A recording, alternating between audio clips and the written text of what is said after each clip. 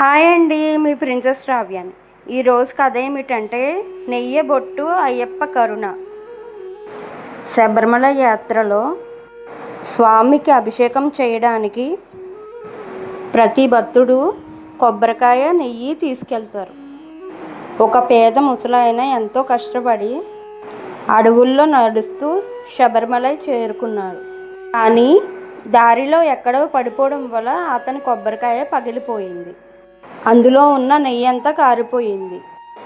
చివరకు ఒకటంటే ఒకటి నెయ్యి బొట్టు మాత్రమే మిగిలింది. ఆ ముసలాయన గుడి మెట్లు ఎక్కుతూ ఏడవడం మొదలుపెట్టాడు. స్వామి, నీకోసం తెచ్చిన నెయ్యి అంతా వృధా అయిపోయింది. ఈ ఒక్క బొట్టుతో నేను అభిషేకం ఎలా చేయను?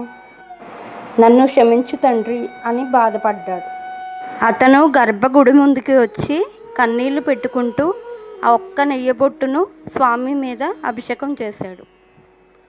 అప్పుడు అక్కడ ఒక అద్భుతం జరిగింది. ఆ ఒక్క చిన్న నెయ్యి బొట్టు స్వామి విగ్రహం మీద పడగానే కొండంత నెయ్యిలా మారి విగ్రహం అంతా ముంచెత్తింది. గర్భగుడి అంతా నెయ్యి సువాసనలతో నిండిపోయింది. అక్కడ ఉన్న పూజారులు, మిగతా భక్తులు ఆశ్చర్యపోయారు. ఆ ముసలాయన తెచ్చిన ఒక్క బొట్టు నెయ్యి 100 కిలోల నెయ్యి కంటే గొప్పగా అభిషేకించింది. ఈ కథలోని నీతి: దేవుడికి ఎంత ఎక్కువ ఇచ్చామనేది ముఖ్యం కాదు, ఎంత భక్తితో ఇచ్చామనేదే ముఖ్యం.